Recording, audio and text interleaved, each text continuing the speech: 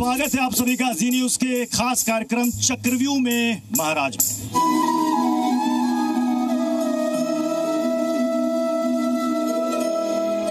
इनके लाखों करोड़ों फॉलोवर्स हैं, चाहे आप फेसबुक देख लीजिए, चाहे आप इंस्टाग्राम देख लीजिए या फिर कोई भी सोशल मीडिया साइट देख लीजिए, इनके लाखों करोड़ों अनुयायी हैं और इनके मुंह से निकली हुई वाणी लोगों के लिए, इनके फॉलोवर्स के लिए वो अमृत के समान है और इनके जीवन का जो मुख्य उद्देश्य है वो है सनातन का प्रचार करना और गौ सेवा करना। लेकिन कई बार आचार्य अनिरुद्धाचार्य महाराज के मुख से निकली वाणी विवादों का विषय बन जाती है, जिसको लेकर कई सवाल खड़े किए जाते हैं। तो आज हमारे साथ खुद मौजूद हैं अनिरुद्धाचार्य महाराज जी। जोरदार तालियों के साथ स्वागत होना चाहिए, जोरदार तालियों के साथ।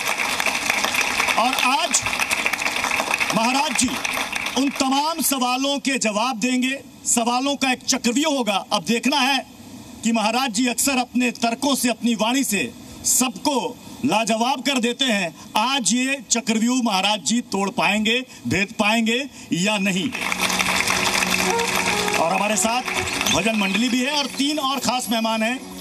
डॉक्टर डी के त्यागी सर हैं, रेशनलिस्ट हैं, साइंटिस्ट हैं, तर्कशास्त्री हैं। सृजन पाल जी हैं, साइंटिस्ट हैं। शेष नारायण जी हैं जो कि ज्योतिषाचार्य और धर्माचार्य हैं। सबसे पहले महाराज जी का एक बयान जो काफी विवादों में रहा।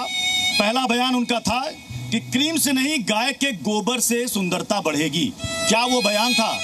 वो पहले सुनिए। शुद्ध देसी गाय के गोबर से यदि आप स्नान करते हैं, गोबर को शरीर में मलते हैं और मल मल के शरीर नहाते हैं, चेहरे पर भी यदि आप गोबर, शुद्ध देसी गाय का गोबर यदि उसको रगड़ते हैं चेहरे पर और उससे स्नान करते हैं तो त्वचा संबंधी जितने रोग हैं वो समाप्त हो जाते हैं, शरीर में शाइनिंग आती है। गाय के गोबर, पहले लोग गाय के गोबर से, अब तुम दिन भर शैम्पू लगाती हो, दिन भर साबुन लगाते हो, इतना लगाने के बाद तुम कितनी फेयर एंड लवली लगाई लेकिन हो जस की तस। महाराज जी, गाय के गोबर से सुंदरता बढ़ती है, चेहरा चमकता है, तो आपकी खूबसूरती और चेहरे की चमक का राज यही है क्या? सही कहा आपने। हम भारत के लोग हैं ना, और हमारे भारत में गाय को माता कहा जाता है। तो जिस देश में गाय को माता कहा जाता है उस देश में माता का सम्मान कैसे होगा? हमारे यहाँ केमिकलों के बल पर ये भारत नहीं टिका। ये भारत का अस्तित्व है तो गाय के बल पर है। जब हमारे देश में भरपेट लोगों के पास खाने को अन्न नहीं हुआ करता था, तब गाय अपने दूध से, अपने मक्खन से, अपने दही से पूरे भारत का पेट भरती थी। आपको एक बात पता होगी, जब देश के प्रधानमंत्री पंडित श्री लाल बहादुर शास्त्री जी हुआ करते थे, उस समय भारत में अमेरिका से गेहूं मंगाया जाता था, कुछ मैंने ऐसा सुना है।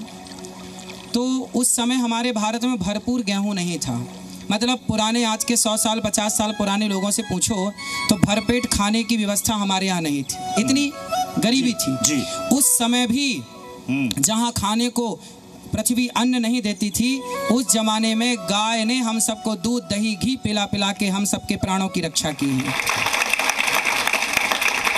जब भगवान श्री कृष्ण को उठाकर पूतना ले गई तो मैया यशोदा ने, भागवत जी में लिखा है, मैया यशोदा ने कन्हैया की नजर गाय के पूंछ से उतारी और गौ माता के गोबर से और गौमूत्र से भगवान श्री कृष्ण का स्नान कराया। ये भागवत जी में लिखा है, मैया यशोदा ने।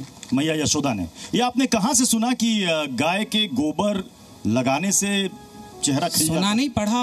अच्छा, पढ़ा है? पढ़ा भागवत जी में जी। डी के त्यागी सर, आपने कभी सुना है कि गाय के गोबर मल लेने से, चेहरे पर लेप लगाने से सुंदरता बढ़ जाएगी? बोलिए सर। देखिए, ऐसा है कि जो गोबर है उसमें एक एंटीबायोटिक प्रॉपर्टी तो है, लेकिन जैसा कि अनिल जी कह रहे हैं, शुद्ध देसी गाय, लेकिन आज की तारीख में हमारे पास शुद्ध देसी गाय का स्टेन ही नहीं बचा है, सारी मिक्स वैरायटी है। और उसके गोबर से आप देखिए, उसको आप नाक के पास नहीं ला सकते। दिल्ली में जितनी गाय घूमती हैं जी, क्योंकि वो ना तो उसको उस तरीके का भोजन मिलता है, कुछ भी गंद वो खाती है जी। उसके गोबर से अगर वो आपको रास्ते में कहीं पड़ा है, आप रुमाल रखकर गुजरते हैं, तो क्या उस गोबर से आप नहाना पसंद करेंगे? खासतौर पर लड़कियां और महिलाएं अपने चेहरे को लेकर बहुत ज्यादा केयर करती हैं। कभी लगाया चेहरे पर गोबर? नहीं। नहीं। क्यों? महाराज जी तो कहते हैं गोबर लगाने सुंदरता बढ़ती है। स्मेल होती है और हाइजीन नहीं होता। नहीं। आपने लगाया? कभी नहीं, कभी नहीं।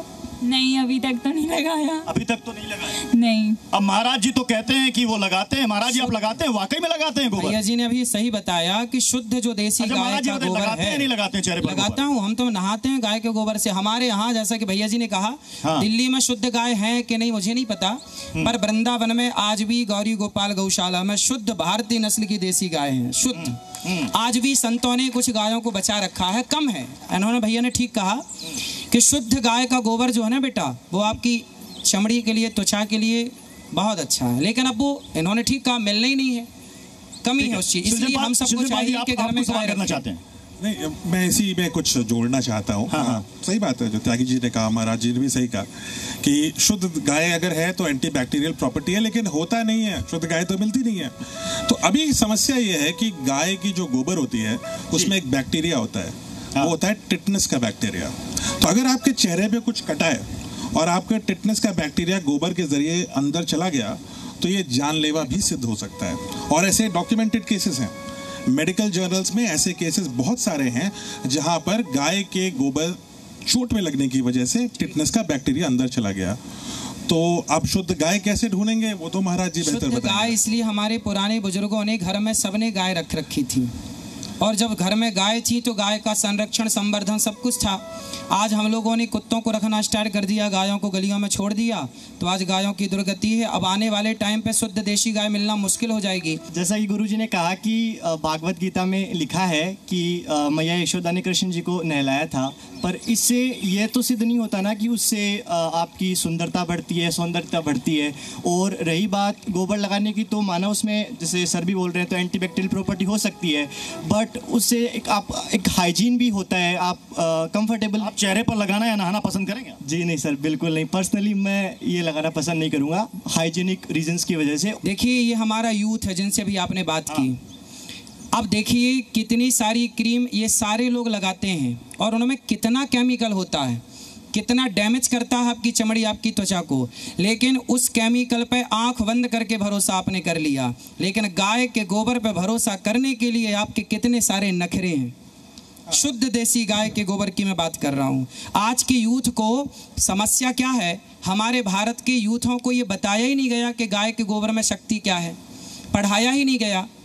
गावो विश्वस्य मातरः, गाय को माता क्यों कहा जाता है? आप अपने पिता के पिता कभी मिलेंगे नहीं, चूंकि फिर भी दादा परदादा जो जीवित हों बूढ़े, उनसे पूछना कि भाई जब घर में खाने को नहीं था तब पहले के लोग ना एक एक गिलास घी पीते थे। आपने कभी सुना होगा पुराने बुजुर्गों की बातें। तो वो कैसे? क्योंकि भरपेट अनाज नहीं था, सिंचित जमीन नहीं थी, तब गाय ने हम सबको प्राण दान दिया, रक्षा की। और आज उस गाय के गोबर से हमें यदि दुर्गंध आ रही है तो ये अत्याचार हो उस गाय पर, जिस गाय ने आपातकाल में हम सभी भारतीयों के पूर्वजों की रक्षा की। आज उस गाय पे यदि संकट है तो हमें गाय के साथ खड़ा होना चाहिए, ऐसी मेरी भावना।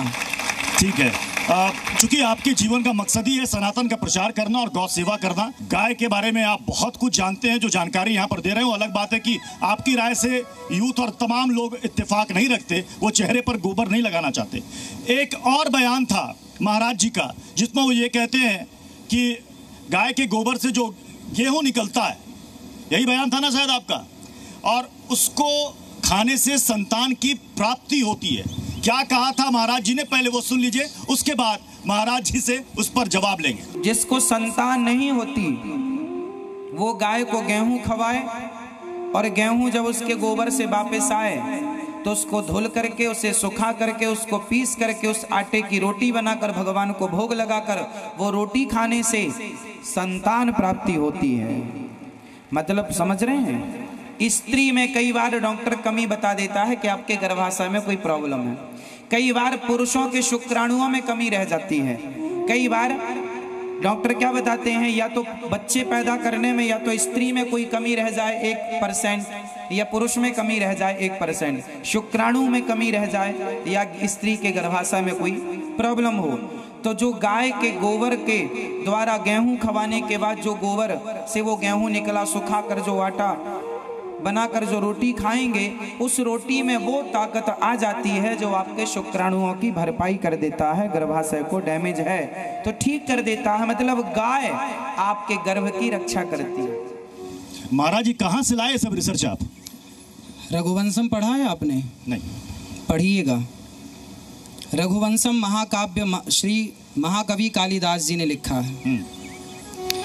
रघुवंशम में लिखा है कि भगवान श्री राम के जो पूर्वज थे राजा दिलीप, उनके कोई संतान नहीं हो रही थी, तो उन्होंने अपने गुरु वशिष्ठ जी से कहा कि गुरुदेव मेरी संतान नहीं है, कैसे होगी?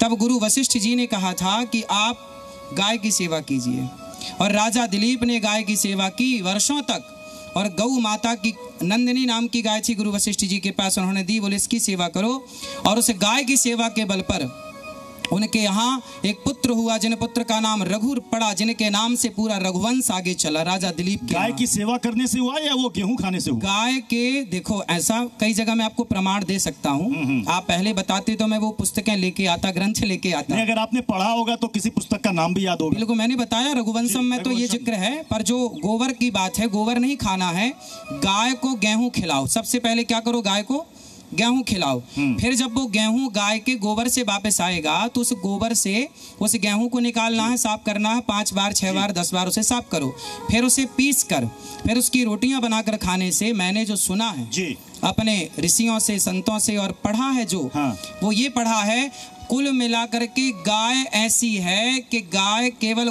दूध ही देती है जी, दही और मक्खन और घी तक ही हम जाते ना, गाय के गोबर के द्वारा खाने के बाद जो गेहूं बाहर निकलेगा उसे धुलकर रोटी बना के खाने से हमारा गर्भाशय और हमारे शुक्राणु स्ट्रांग होते हैं, ऐसा मैंने सुना है, और आप बताते तो मैं लेके आता, कहाँ लिखा है। अच्छा महाराज जी, एक चीज कमाल है, आप बहुत अच्छे कथावाचक है, कथा कहते हैं, लेकिन आपकी एक लाइन जो है बार बार आती है, ऐसा मैंने सुना है। आपका तो बहुत बड़ा आश्रम है, कितनी गायें होगी वहाँ? 350 से अधिक। 350 से अधिक, अच्छा। और कितने एकड़ में फैला है वो? लगभग 2 एकड़ है। 2 एकड़ है, अच्छा। जहाँ गौ माता रहती हैं लगभग 2 एकड़ की भूमि है। हाँ, तो वहाँ पर क्या खिलाते हैं उनको, चारा या गेहूँ? उनको चने का दलिया, चना, बाजरा, मक्का और ये सब जो है ना, चूंकि आपने खुद कहा ना कि वो कि गेहूं खाने से और जो गेहूं गोबर में निकलेगा उससे संतान की प्राप्ति होगी, इसलिए मैंने पूछा। दलिया खिलाते हैं ना गाय को, सुंदर चारा आता है। रघुवंशम में आपने कहा ना कि रघुवंशम में हमने पढ़ा है, तो उसको प्रैक्टिकली यहाँ पर आप यथार्थ में क्यों नहीं उतारते? गेहूं खिलाइए, गोबर से गेहूं निकलेगा, उसको बताइए। जिसको बताते हैं, जो करते हैं प्रैक्टिकल, गौ माता की कृपा से होती हुई संतान क्यों नहीं होती? अच्छा, डीके त्यागी जी, क्या आप इसे मानते हैं जो कह रहे हैं कि हमने कहीं सुना है ऐसा? देखिए, आज के हमारा जो प्रेजेंट टाइम है, ये साइंस का है, कही हुई बात नहीं, उसका साक्ष्य चाहिए। रेफरेंस हो सकता है किसी किताब में जिक्र हो, लेकिन उसको प्रैक्टिकली भी प्रूव करना होता है। जो बहुत सारे रिसर्च पेपर हैं गोबर के ऊपर, गौमूत्र के ऊपर, इंडिया में संतान प्राप्ति को लेकर कोई रिसर्च है क्या? गोबर को लेकर किसके ऊपर? बिल्कुल नहीं है। सृजनपाल जी, हम बात कर रहे थे संतान प्राप्ति की, ऐसा कोई रिसर्च है क्या कोई पूरी दुनिया में कहीं? ऐसा कोई रिसर्च नहीं है। महाराज जी की बात ये कि गाय का ख्याल रखिए, बहुत अच्छी बात है, अच्छा जानवर है, ख्याल रखना चाहिए हमें, लेकिन ये कहना कि मेडिकल साइंस इतना बड़ा बना, इनफर्टिलिटी के ऊपर, IVF के ऊपर इतनी टेक्नोलॉजीज बनी, वो सब एक तरफ, और गाय के अंदर जो है एक गेहूं का दाना जो निकला उसका रोटी बनाए एक तरफ, ऐसी कोई मेडिकल साइंस नहीं है। समस्या ये होगी कि लोग ये सब ट्राई करना शुरू कर देंगे, और जो एक्चुअल मेडिकल प्रॉब्लम है उसको सॉल्व करना भूल जाएंगे। फिर तो वहां पे जी, फिर तो शेष नारायण जी, लोग गायनेकोलॉजिस्ट के पास नहीं जाएंगे, डॉक्टर के पास नहीं जाएंगे, कुछ समस्या है तो फिर गाय को गेहूं खिलाएंगे। यही तो डर है कि यदि गाय ने सब कुछ कर दिया तो ये सारे लोग फिर कैसे चलेंगे? जी न्यूज़।